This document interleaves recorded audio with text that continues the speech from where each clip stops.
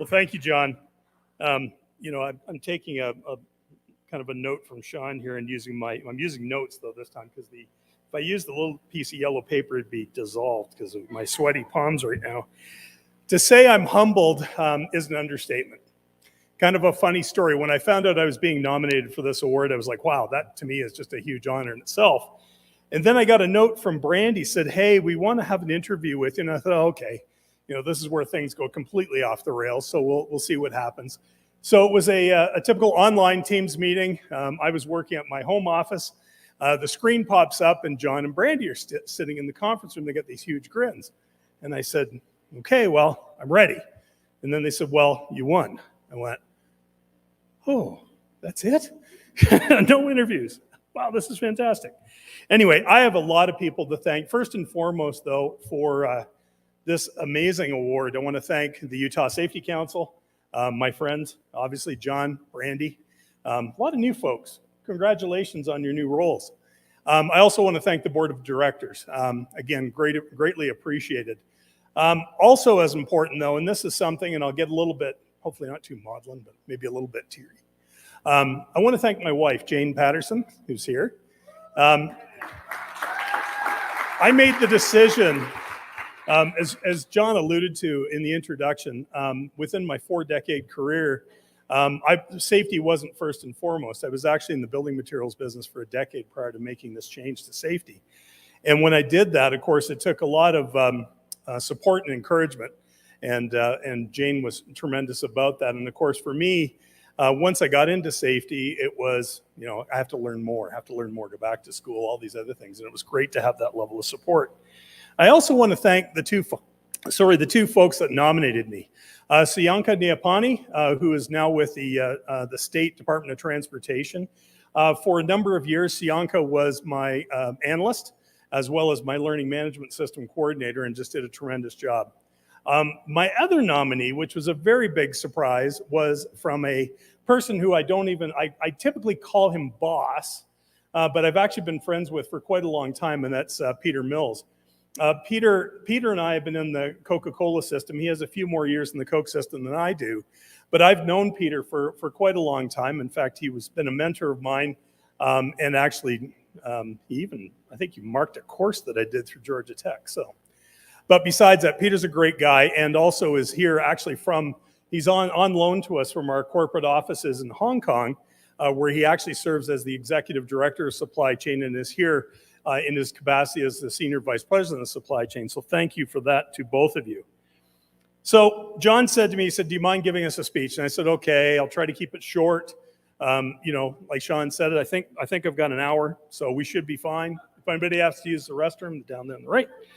But the one big thing is, people will say, well, what's an important thing from your career that you would pass on to others, whether you're new in career, you're midway, you're like me, kind of in the twilight of my career. The one thing is never stop learning. Take the opportunity, any opportunity that you get to learn something new, whether it's to help foster your career, whether it's to help foster your role as a leader or as a specialist in this field, never stop, okay? The one thing I've found is step out of your comfort zone.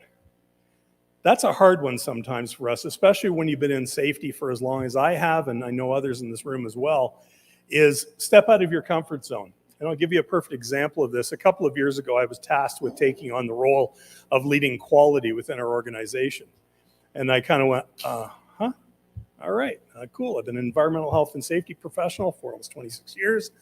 This is great. Now they want me to take on quality. But the one thing that was important about that decision that I made was I looked at it from the standpoint of, number one, cool, I get to learn some new things. That's awesome. The other piece, though, is as a leader, this gives me an opportunity to kind of branch out my skills. So again, never stop learning. Step out of your comfort zone. If something feels unfamiliar to you, dive in with both feet. And lastly, and we talked about sponsorship, and Sean brought up a good thing about sponsorship. I have it done a little bit differently, that regardless of where you are in your career today, seek a mentor. Seek that person, and maybe it is a sponsor too, especially if it's new things that you're getting involved with. But seek a mentor. Seek someone out there who can help coach and guide your career. I still have one today.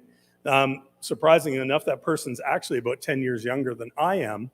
But it's still someone that I fall back on and will ask for their guidance or their coaching. Almost every single week we talk on a regular basis. The flip side to that, though, is become a mentor. There is such,